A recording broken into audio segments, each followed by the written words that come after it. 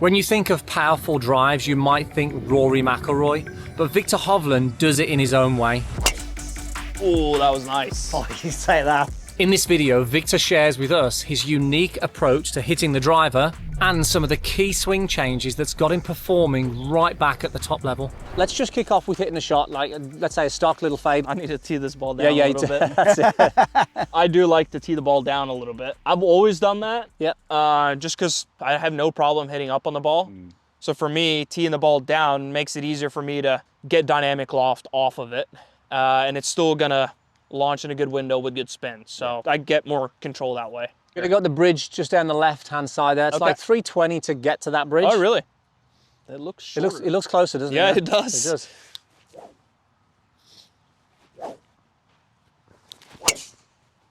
Oh, just necked it.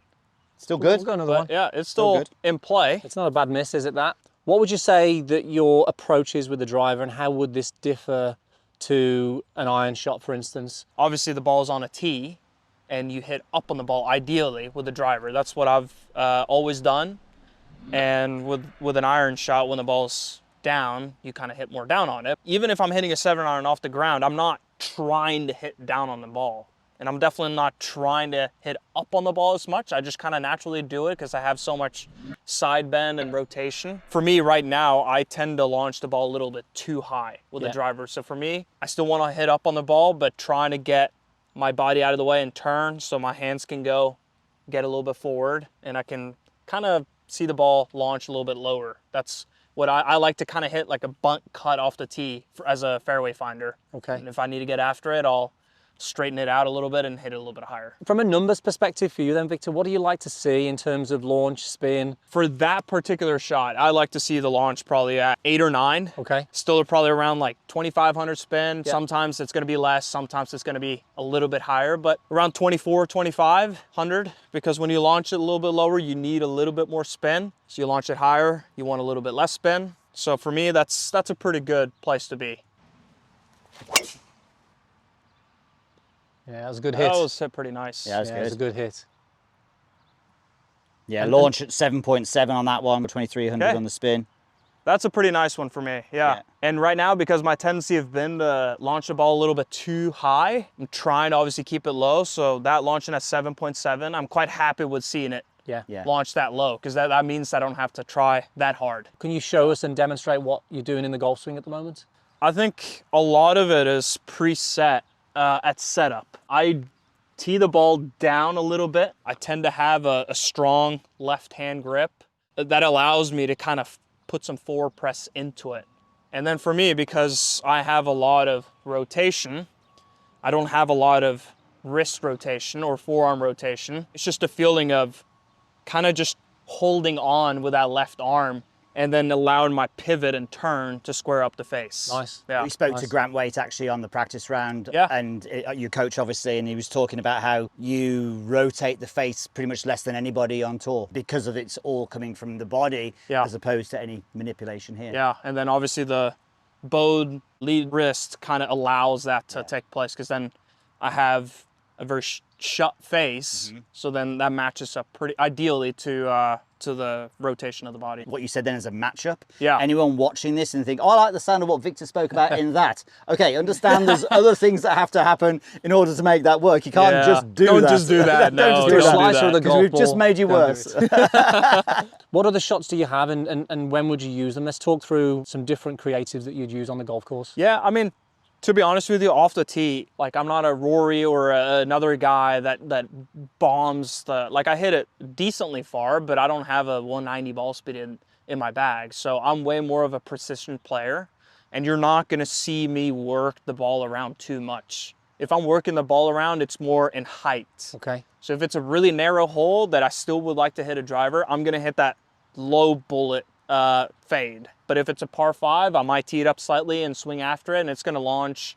Maybe I can launch it up at 11 or 12. Let's play that shot then. So let's say you want to carry it a little further. You want to launch it like 11 or 12. Yeah. So tee a little higher. That's what you'd start with. Yeah. How much extra carry would this get normally as well? Ooh, it's a good 20, 25 yards of carry. So if you need to carry a bunker or a hazard or something like that, this is a good a good shot to have. So obviously everyone watching this now is going, well, why don't you just hit that one all the time? Why would you not hit that one all the time? I mean, maybe let them know. Two things. It has more time to fly offline. And sometimes that risk is not worth taking. And I have a tendency, kind of why I've been struggling the last year and a half with the driver is, like, I've always had this transition move at the top where my butt of the club moves out in transition. And it's just beginning to, or it has just been dropping down a little too much. So when I try to hit a really high one, it's easy for me to just tilt from the top or in transition. Yeah. And that's like, yeah, I can hit high, but that also gets me quote unquote stuck. So I'm trying not to hit it too high, if that makes sense. Yeah. But if there's a bunker out there and we need to cover it pretty far, then we'll see what we can do here. So the last one carried it 282. Okay. Yeah, so that's higher. Yeah, I mean, that's nice. There we go, 309. That's pretty good. 15 launch, 2-3 spin. It's a big difference, isn't it? A little bit higher on the face, a little high toe. Yeah. So it's not that's kind of my miss right now, but that still went pretty straight and obviously goes a long ways. But it's like, doesn't feel as good as that low peeler when I hit it in the middle of the face. Let's talk about this. Obviously, you've worked with different coaches and you've been seeing different things. You won the FedEx, and it's like, well, why would you want to change?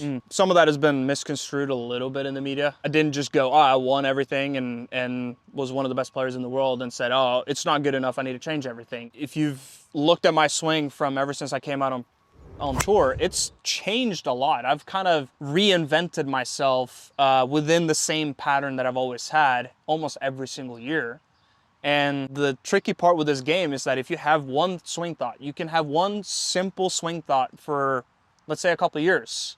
You do that too much, it's going to start to change other things in your swing. Yeah. And now you have to manipulate and come up with other matchups to make that work.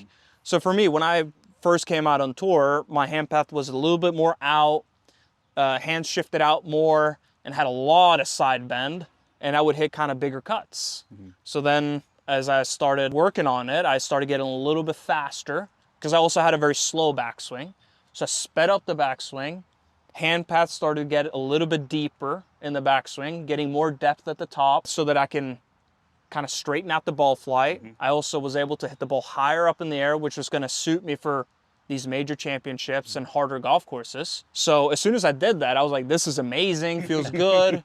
So I started ramping up the backswing faster and faster, getting more in, and then eventually I get to a point where now my forearms are turning differently.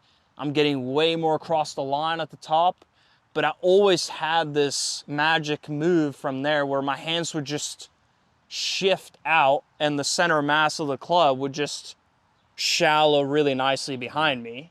And when I get into that spot where you see the butt of the club is pointing well outside the ball, now I can just turn and pivot as hard as I want. The problem is towards the end of 23, I couldn't hit my cut shot anymore. Gone, yeah. So now I had a draw or even a hook backswing and trying to hit a cut from there. I didn't have enough time to shift the arms out and shallow because then that would still be a draw shot.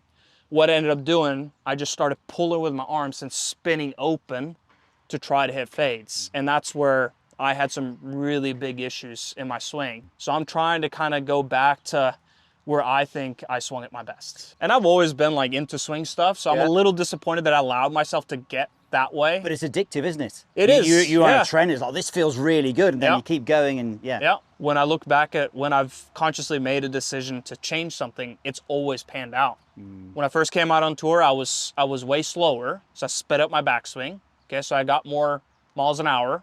I also had a shorter driver, so this driver is actually an inch longer than I used to have when I first came out on tour. Interesting. So I got more speed from there. You know, I was in not as good shape as I am now physically. So to me, I've kind of looked at change as just like I've been almost flippantly getting into just like, yeah, I'll just try that. It'll work. It'll work. It's worked you in the know, past. But it's got success, it's got confidence in it, haven't you? Yeah, and there's a good theory behind it. I'm not just like willy-nilly trying stuff. There's a good scientific understanding behind, reasoning behind the things that I'm doing.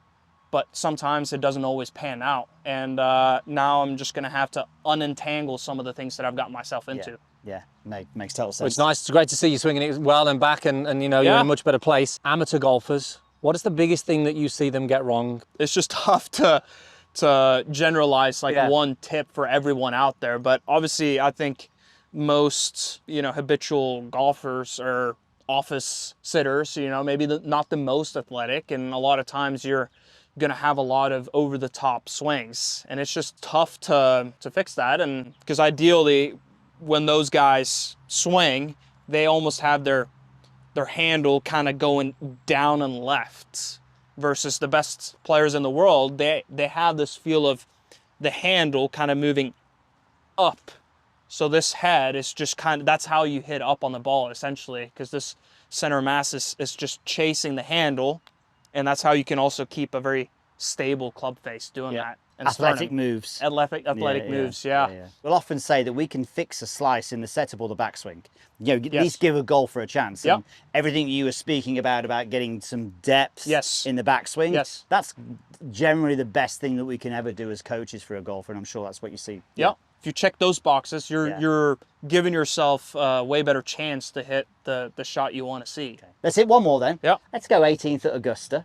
Okay, yeah. Got to hit the fairway. Yeah. To have a chance of winning. Go through the process. So let's go through how you would pick the shots. Let's say there's no wind. Yep. We know what the hole looks like. Dogleg left, right up the hill. Tough tee shot because got harder, hasn't it? It has gotten harder, especially when they put the tee boxes all the way back. The further back you go, it gets pretty narrow. And if you like to curve the ball a long ways, the trees mitigate some of that. They're in the way. Yeah, definitely. You'll see some guys hit 3-wood because they don't want to hit it in the left bunkers, especially for the longer hitters.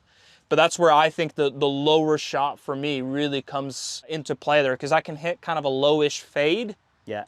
So it's going to stay low below the trees, and it's not really going to go in the bunkers. And that makes that fairway as wide as it will be for me. I think it's a great thing for people who are watching this now. It's like they see you guys hit shots on the TV, and it's generally the high bomb, great shot. And it's like, oh, amazing, how good is Viktor? And it's like, well, actually what makes Viktor great is the ability to pick a shot for the situation, and oftentimes you'll be hitting that kind of low shot. For me, that's just when I feel like I've got the most confidence to hit it straight. If you're feeling any pressure and any nerves, how do you make sure that you can step up and be as free as possible? Sometimes there's not a bailout, you just have to step up and smoke it. Yeah.